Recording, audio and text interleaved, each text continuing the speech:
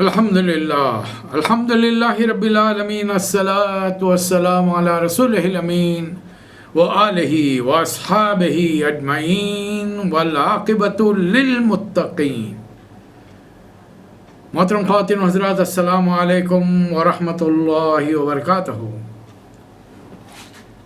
بسم اللہ الرحمن الرحیم۔ من محمد رسول اللہ الی ہرقل عظیم الروم، سلام علی من اتبع الہدی، صدقت یا سیدی یا رسول اللہ۔ معزز سامعین اکرام، چونکہ سیرت نبی کے صلی اللہ علیہ وسلم کے ضمن میں ہم صلح حدیبیہ کے بعد جب نبی کریم صلی اللہ علیہ وسلم مدینہ منورہ تشریف لائے تو آپ نے طے کیا کہ کچھ بادشاہوں کے ناموں پر خطوط روانہ کیے جائیں۔ تو چند خطوط چنے ہیں جو آپ کی خدمت میں رکھے جا رہے ہیں تاکہ ایک اندازہ ہو نبی صلی اللہ علیہ وسلم نے حتی الامکان دور دور کے علاقوں تک اسلام کو پہنچانے کے لیے کیسی صحیح اور جہد فرمائی ہے۔ تو ایران کے شہنشاہ کے نام جب خط بھیجا گیا اور اس نے اس خط کو پھاڑ دیا تو نبی کریم صلی اللہ علیہ وسلم نے تاریخی جملہ فرمایا تھا، مزق اللہ ملکہ، اللہ تعالیٰ اس کے ملک کو پارا پارا کر دے گا، اور وہی ہوا۔ بہت ہی کم وقت میں کہ خسرو کے بیٹے شیرویہ نے اپنے باپ کو قتل کر دیا اور تخت پر بیٹھ گیا۔ پھر کچھ واقعات میں نے آپ کے سامنے رکھے۔ نبی کریم صلی اللہ علیہ وسلم کا ایک خط ایران روم کے شہنشاہ کے نام بھیجا گیا، اور یہ خط لے کر حضرت دحیہ بن خلیفہ کلبی رضی اللہ تعالیٰ عنہ تشریف لے گئے۔ حضرت دحیہ کے بارے میں جان لیجئے کہ یہ بڑے خوبصورت اور اسمارٹ قسم کے صحابی تھے، بڑے خوبصورت تھے، اور حضرت جبرائیل اکثر و بیشتر انہی کی شکل میں آتے اور بڑے لمبے لمبے وقت تک کھڑے رہ کر نبی کریم صلی اللہ علیہ وسلم سے گفتگو کرتے تھے۔ حضرت دحیہ کلبی رضی اللہ تعالیٰ جب عنہ اس خط کو لے کر پہنچے تو اس وقت قیصر اللہ تعالیٰ کا شکر ادا کرنے کے لیے حمص سے پیدل چل کر بیت المقدس آیا ہوا تھا۔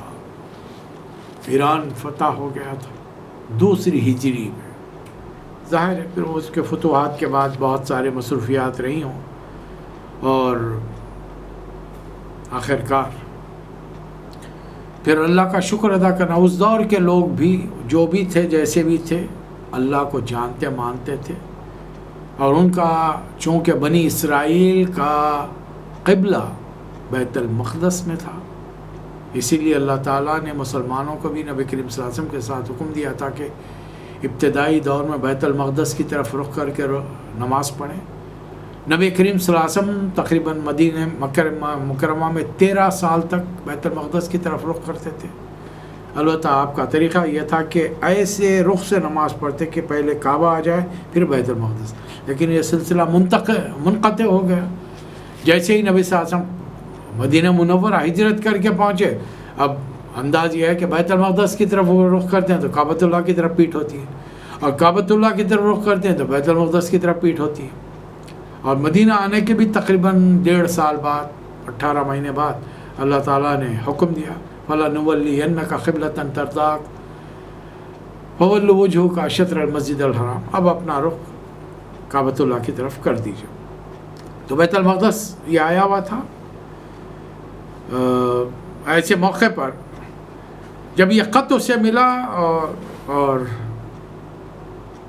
تو اس نے فوری اعلان کیا کہ عرب سے کوئی آدمی آیا ہوا ہو، کوئی قافلہ آیا ہوا ہو تو فوری اس کی خدمت میں حاضر کیا جائے، اور ایسا شخص لایا جائے گا جو محمد صلی اللہ علیہ وسلم کو جانتے ہو۔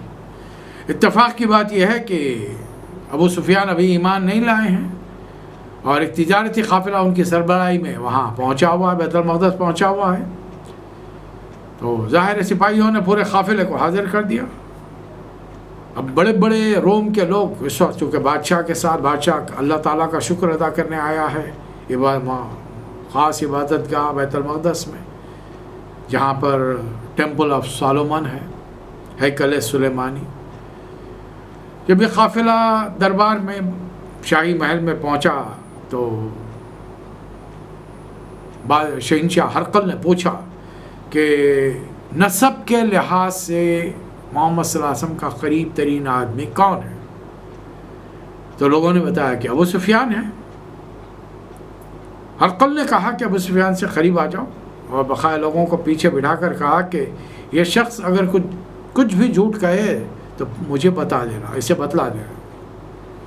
اب بڑا صورتحال بڑی خطرناک ہو گئی ابو سفیان کے لیے کہ اب کوئی غلط بات کہہ ہی نہیں سکتے. شہنشاہ ہرقل نے کچھ سوالات کیے جو بڑے دلچسپ ہیں، اسی لیے میں نے چاہا کہ آپ کی خدمت میں پیش کروں. اسے پہلا سوال، حسب نسب کے اعتبار سے محمد صلی اللہ علیہ وسلم کیسے آدمی ہے؟ جواب، اونچے نسب والے ہیں.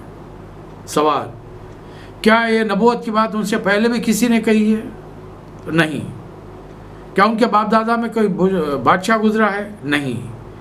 بڑے لوگ ان کے دین کی پیروی کرتے ہیں یا کمزور لوگ؟ کمزور لوگ بڑھ رہے ہیں یا گھٹ رہے ہیں؟ بڑھ رہے ہیں. اس دین میں داخل ہونے کے بعد کبھی کوئی دین سے پھرا بھی ہے؟ نہیں. کیا انہوں نے آج تک تم لوگوں کے سامنے کبھی کوئی جھوٹ کہا؟ تو کہا کہ نہیں. کیا وہ بدعہدی کرتے ہیں؟ تو نہیں. اللہ تعالیٰ ابو سفیان کو موقع مل گا. فی الحال ہم نے ایک ایگریمنٹ کیا ہے، یعنی صلح حدیبیہ کا، جس کی مدت 10 سال ہے. اس میں معلوم نہیں وہ کیا کریں گے. تم لوگوں نے جنگیں کی ہیں؟ ہاں کی ہیں. جنگیں کیسی رہی ہیں؟ کبھی ہمارا پلڑا بھاری رہا، کبھی ان کا پلڑا بھاری رہا. وہ تمہیں کن باتوں کا حکم دیتے ہیں؟ وہ ہمیں حکم دیتے ہیں کہ ایک اللہ کی عبادت کرو، اس کے ساتھ کسی کو شریک نہ کرو، باپ دادا کے طریقہ کار کو چھوڑ دو، نماز پڑھو، سچائی، پرہیزگاری، پاک دامانی اور صلہ رحمی کا حکم دیتے ہیں. اس گفتگو کے ختم ہونے کے بعد میں ہرقل نے اس کا خلاصہ یوں کیا، میں نے جتنے تم سے سوالات کیے ہیں، جو باتیں تم نے بتائی ہیں، پہلے یہ کہ کیا اس سے پہلے بھی یہ اعلیٰ قوم کے ہیں، اعلیٰ نسب کے ہیں؟ تو ہاں، ہر نبی اپنے قوم میں اعلیٰ نسب کا ہوتا ہے. پھر یہ کہ ان کے خاندان میں کسی نے ایسی بات نہیں کی نبوت کہ بھئی انہیں معلوم ہوگا یہ بھی نبوت کا چرچا کر رہے ہیں. پھر کیا ان کے خاندان میں کوئی باپ دادا گزرا ہے، بادشاہ گزرا ہے؟ نہیں. اگر ہوتا تو پھر میں یہ کہتا کہ بھئی یہ اپنے باپ دادا کی حکومت حاصل کرنے کے لیے یہ مطالبہ کر رہا ہے. پھر تم نے کہا کہ یہ کبھی جھوٹ نہیں کہتا. تو جو شخص دنیا میں دنیا داری کے معاملات میں لوگوں سے جھوٹ نہ کہے، وہ اللہ کے معاملے میں جھوٹ کیسے کہہ سکتا ہے؟ پھر تم نے بتایا کہ کمزور لوگ پیروی کریں. ہاں، ہر دور میں نبیوں کی پیروی ابتدا میں کمزور لوگ ہی کیا کرتے ہیں. پھر تم نے بتایا کہ مرتد کوئی نہیں ہوا. تو ہاں، جب اسلام کی کیفیت دلوں میں داخل ہو جاتی ہے تو پھر لوگ اسلام کو چھوڑنا پسند نہیں کرتے. پھر تم نے یہ بتایا کہ اب تک اس نے کوئی بدعہدی نہیں کی. تو ہاں، پیغمبر کبھی بدعہدی نہیں کرتے. پھر تعلیمات کیا ہیں؟ تم نے کہا کہ ایک اللہ کی بندگی، اس کے ساتھ کسی کو شریک نہیں ٹھہرانا، بت پرستی سے منع کرنا، عبادات کرنا، سچائی، پرہیزگاری، پاک دامانی کا حکم دینا. جتنی باتیں تم نے بتائی ہیں اس کی بنیاد پر میں یہ برحق ہے کہ اس ہستی کے قدم اس مقام تک پہنچیں گے جہاں آج میں بیٹھا ہوا ہوں. مجھے معلوم تھا کہ نبی آنے والا ہے، لیکن یہ گمان نہیں تھا کہ وہ تم میں سے ہوگا. اگر مجھے اس بات کا یقین ہوتا کہ میں اس کے پاس پہنچ سکوں گا تو میں ملاقات کے لیے زحمت اٹھاتا، اور اگر اس کے قریب ہوتا تو اس کے پاؤں دھوتا تھا. اتنا سننا تھا کہ حضرت ابو سفیان نے دل میں سوچا، ساتھیوں سے کہا، ابو کبشہ کا مقام بہت زور پکڑ گیا ہے کہ رومیوں کا شہنشاہ بھی اب ان سے ڈرنے لگا ہے. اپنے لوگوں کو بلایا، بآواز بلند رسول اللہ صلی اللہ علیہ وسلم کا خط پڑھ کر سنایا گیا. اب ظاہر اعتراضات ہوئے، کچھ لوگوں نے آوازیں بلند کی. بڑے بڑے بشپ وہاں پر جمع تھے، عبادت گزار، بڑے بڑے علاقوں کے اس کے ماتحت فرما روا وہاں پر تھے.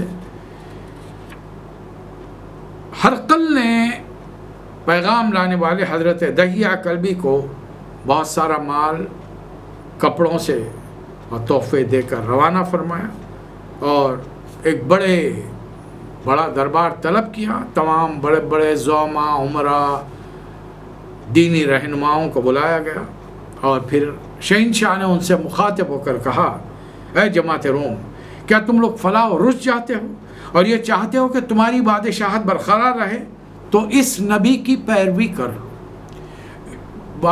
شہنشاہ نے پہلے محل کے دروازے بند کرا لیے تھے. لوگ بے اختیار ہو کر بدکے ہوئے گدھوں کی طرح دروازوں کی طرف بھاگے. جب دروازوں کو بند پایا تو پھر بادشاہ کی طرف پلٹے.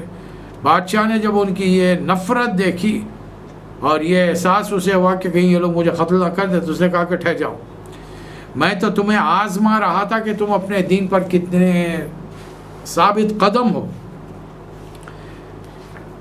بس یہ کہنے کے بعد میں تمام روم کے بڑے بڑے لوگوں نے اسے صدا کیا اور اس سے خوش ہو گئے. قیصر روم ایک اپنے وقت کا بہت بڑا عالم تھا، تورات کا عالم تھا. کچھ ان کے پاس تصاویر بھی تھیں. ان روایات سنا رہا ہوں میں آپ کو، حقیقت کا واللہ عالم علم ہے.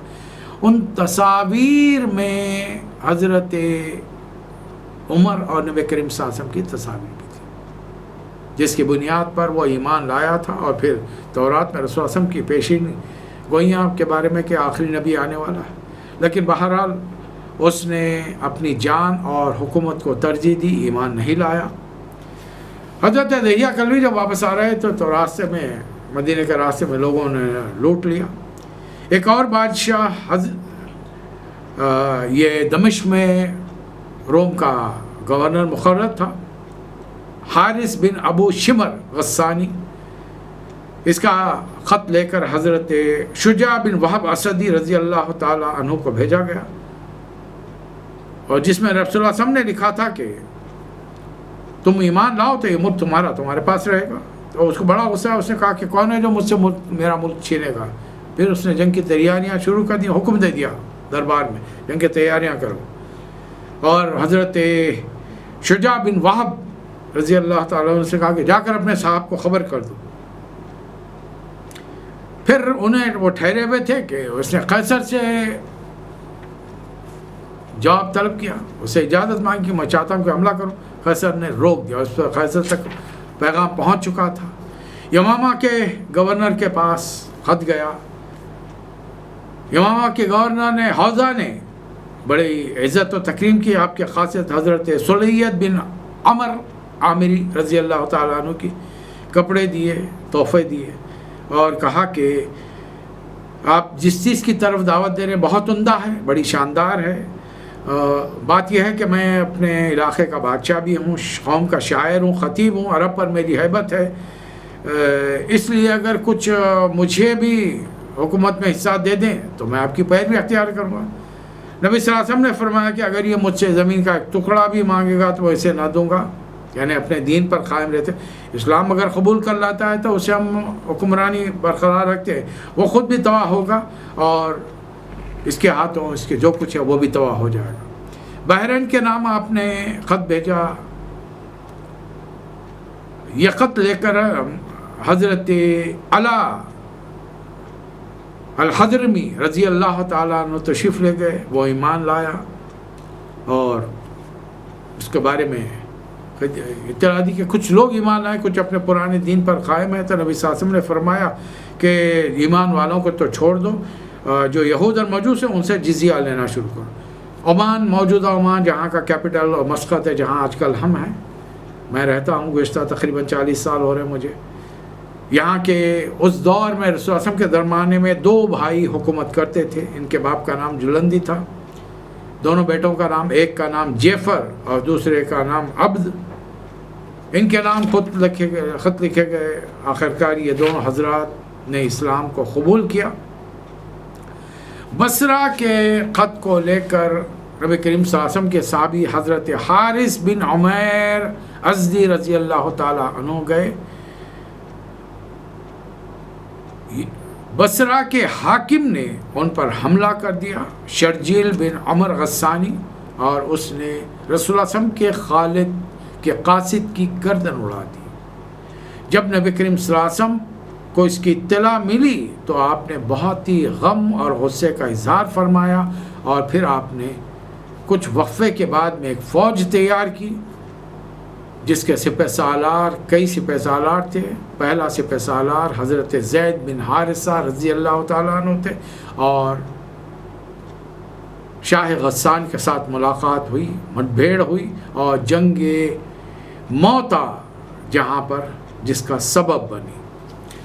بہرحال یہ کچھ واقعات تھے۔ اللہ تعالیٰ نے اس زمانے میں ایک سورہ نازل فرمایا، سورۃ التغابن، جو موجودہ قرآن میں تقریباً 64 نمبر پر ہے، اور ہم نے اپنے ترتیب میں 104 نمبر پر لیا ہے۔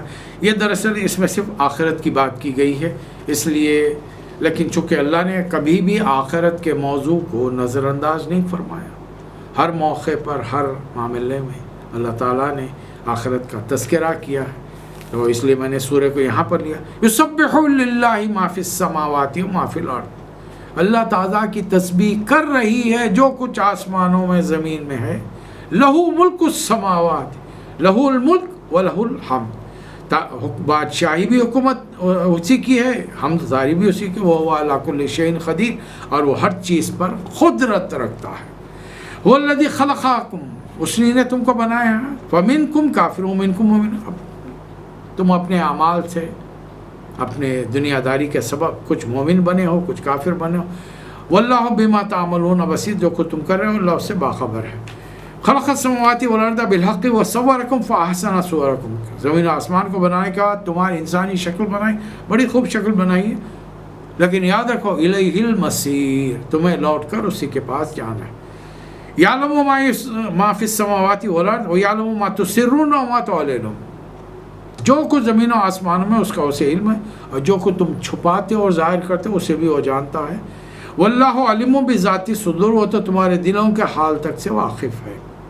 الم یاتکم نبأ الذین کفروا من قبل، کیا تمہیں ان لوگوں کی خبر نہیں پہنچی جنہوں نے اس سے پہلے کفر کیا؟ فذاقوا وبال امرہم ولہم عذاب علیم، انہوں نے اپنے شامت اعمال کا مزہ چکھ لیا اور ایک دردناک عذاب ان کا منتظر ہے۔ ذالک بأنہ کانت تأتیہم رسلہم بالبینات فقالوا ابشر یہدوننا، ان کے بعد بھی رسول کھلی کھلی نشانیاں اللہ کی دلیلیں لے کر آئے تھے، تعلیمات لے کر آئے تھے، مگر انہوں نے کہا کہ انسان ہماری ہدایت کریں گے؟ فکفروا وتولوا واستغنى اللہ، انہوں نے انکار کیا، منہ پھیرا اللہ سے، تو اللہ تعالیٰ بھی، انہوں نے اللہ سے منہ پھیرا، اللہ واللہ غنی حمید، اللہ بھی ان سے بے نیاز۔ ان کا ایک ہی مطالبہ تھا، کیا مرنے کے بعد دوبارہ زندہ کیے جائیں گے؟ قل، اے نبی صلی اللہ علیہ وسلم آپ کہیے، تاکہ عرب کے لوگ آپ کو صادق و امین کہتے ہیں، قل بلا وربی، میرے رب کی قسم ہے، لتبعثن ثم لتنبئون بما عملتم، دوبارہ اٹھائے جاؤ گے اور ایک ایک کام جو تم نے دنیا میں کیا اس کی تمہیں خبر دی جائے گی۔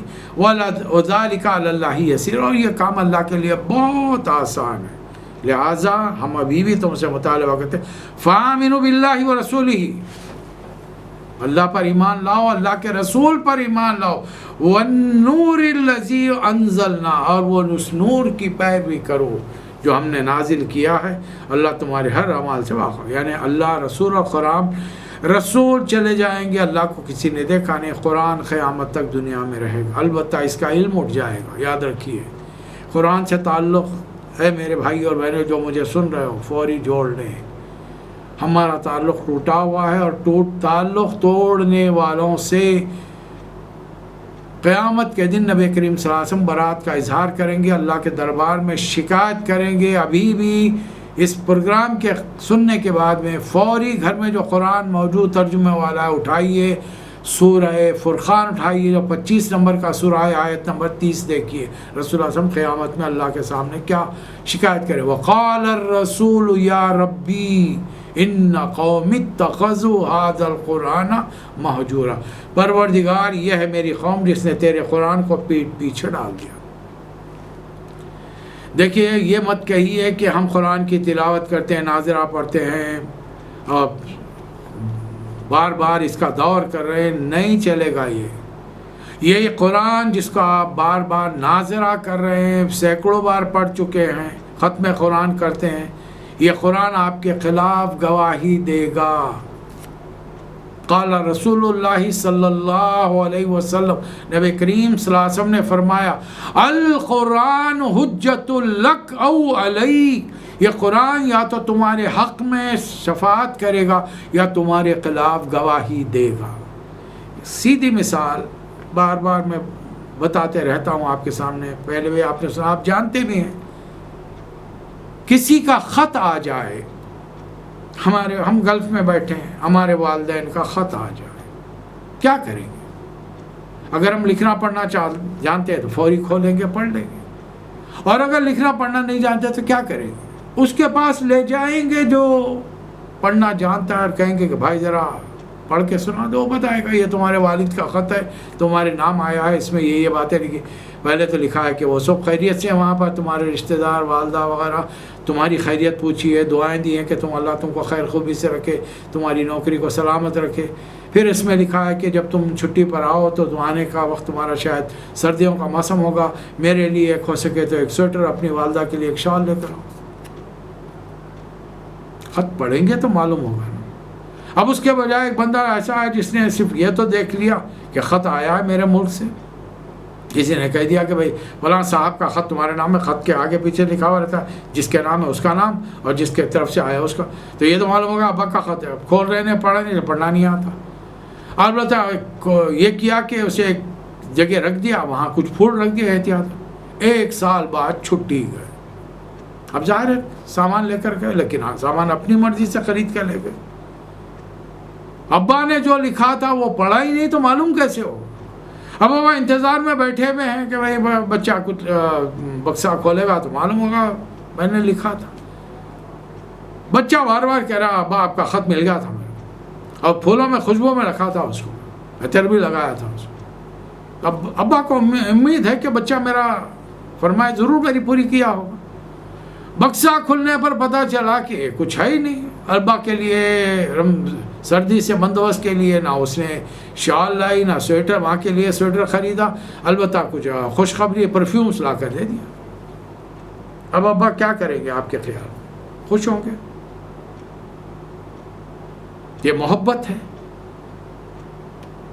کہ بھائی تو نے خط پڑھا نہیں، اب آپ کو تو معلوم ہے پڑھنا نہیں آتا، ارے تو کسی سے پڑھا لیا ہوتا، اس کا خیال نہیں آیا۔ اللہ کے کلام کے ساتھ آج کا مسلمان یہی حرکت کر رہا ہے۔ یہ تو ماں باپ ہیں، پیدا کرے ہیں، ہمارے ربیان صغارہ ہیں، ان کی اہمیت قدر و منزلت اپنی جگہ، لیکن جو ہمارا خالق و مالک ہے، جس کے نام کا دن رات میں اور آپ کتنے ہی جاہل کیوں نہ ہو، مدرسہ نہ گیا ہو، وہ شخص بھی کرنا پڑتا ہے لا الہ الا اللہ محمد رسول اللہ، گواہی دیتا ہے رات میں سوتے اشہد لا الہ الا اللہ واشہد ان محمد عبدہ ورسولہ۔ کیوں گواہی دیتے ہیں کہ مرنے کے وقت کلمہ نصیب ہو جائے، رات میں اگر موت ہو تو اللہ جنت میں داخل کرے۔ تو جس کا اللہ نے یہ کلام بھیجا ہے اس کے بارے میں ہمارا رویہ کیا ہے، اس بارے میں غور کر کے دیکھیں۔ تو اللہ فرما رہا ہے ایمان لاؤ اس پر، اس لیے کہ یوم یجمعکم لیوم الجمع ذالک یوم التغابن، اللہ اس روز تمام لوگوں کو جمع کرے گا، اکٹھا کرے گا، اور یہ ہار جیت کا دن یوم التغابن ہوگا۔ جو ایمان لا کر نیک عمل کرے گا، اللہ اس کے چھوٹے موٹے گناہوں کو درگزر کر کے اسے جنت میں یدخلہ جنات تجری من تحتہا الانہار خالدین فیہا ابدا، اس کو جنت میں داخل کرے گا جہاں وہ ہمیشہ ہمیشہ رہے گا۔ ذالک الفوز العظیم، ربنا آتنا فوز العظیم، کہ اللہ ہم کو بھی کامیابی عطا فرما۔ لیکن صرف دعا کر لینے سے کام نہیں ہوگا، مجھے وہ نیک کام کرنے ہوگا، اور ان نیک کاموں کو کرنے کے لیے مجھے قرآن میں ڈھونڈنا پڑے گا، رسول اللہ صلی اللہ علیہ وسلم کی سیرت کو کھنگالنا پڑے گا، صحابہ اکرام کی زندگیوں کو، خلفائے راشدین کی زندگی کو پڑھنا پڑے گا، امہات المومنین بنات رسول صحابیات کی زندگیوں کو، ہماری خواتین کو پڑھنا پڑے گا۔ دیکھیے رسول اللہ علیہ وسلم پر پہلی جو وحی اتری ہے، یاد کیجئے، اقرا، اللہ مسلمانوں کو حکم دے رہا ہے پڑھو، آج کے بہت سارے لوگ کہتے ہیں کہ ہم پڑھنا لکھنا نہیں جاتے، حالانکہ علامتوں کی بنیاد پر آج کل کی لیٹسٹ ٹیکنالوجی موبائلوں کا استعمال، یہ تو میں بڑا چھوٹا موبائل آپ کو بتا رہا ہوں، ہر ایک کے ہاتھ میں اتنے بڑے بڑے ٹی وی جیسے موبائل لیے گھومتا ہے بندہ، لیٹسٹ ٹیکنالوجی کے حد یہ ہے کہ ہمارے پاس جو جھاڑو دینے کا کم، سڑکیں صاف کرنے کا کام کرتے ہیں، ان کے پاس بھی، مزدوروں کے پاس بھی یہ لیٹسٹ موبائل موجود ہیں۔ پھر کیا وجہ ہے کہ ہم ان چیزوں کو پڑھنے پڑھانے کی، سمجھنے کی کوشش نہیں کرتے؟ چلیے مان لیا آپ مدرسہ نہیں گئے ہیں، نہیں پڑھ سکتے، آئی ایگری۔ دیکھیے آج کی ٹیکنالوجی کیا ہے، ابا جب دیکھتے ہیں کہ بچہ پڑھا لکھا نہیں، وہ آپ کو کیا بھیجتے ہیں؟ وائس میسج بھیجتے ہیں، نہیں بھیجتے ہیں؟ آئیمو سے آپ اپنے والدین کو دیکھ دکھا کر ڈائریکٹ گفتگو، اسکائپ پر ڈائریکٹ بات کر سکتے ہیں، نہیں کر سکتے؟ تو کیا قرآن کے ساتھ یہ سہولتیں نہیں ہیں؟ علماء اکرام نے دروس قرآن نہیں دیے ہیں، احادیث نبوی نہیں بیان کی ہے، سیرت نبی کے پیغام پروگرام نہیں ہوئے ہیں، تو ان تمام چیزوں کو ڈاؤن لوڈ کر کے اپنا شوق اپنے بچوں کو کیوں نہیں بتاتے؟ گھر والی کو کب تک دنیا داری میں زندگی بسر کریں گے؟ ایک چند روزہ زندگی، مزے کب تک ہیں؟ کون سی عمر سے لے کر مزے ہیں؟ نوکری مل گئی اس سے لے کر 40-45 سال، نوکری کس عمر میں ملی؟ 25 کے بعد، 25 سے 45 کیا عمر ہے؟ وقفہ ہے 20 سال، کتنا مزہ کریں گے، کتنی شریش جائز طور پر اپنی خواہش نفسی پوری کرنے کے لیے کتنی شادیاں کی آپ نے؟ اللہ نے 4 ایجاد دی تھی نا، نہیں کی، کتنے بدکاریاں کریں گے؟ پھر کتنے ڈاکے ڈالے، کتنی چوریاں کی؟ دیکھیں نصیب میں جو لکھا ہے وہ مجھے بھی ملے گا، آپ کو بھی ملے گا، نصیب سے بڑھ کر کسی کو نہیں ملے گا، اور نصیب میں جو لکھا ہے وہ حاصل کیے بغیر ہم دنیا سے نہیں جا سکتے۔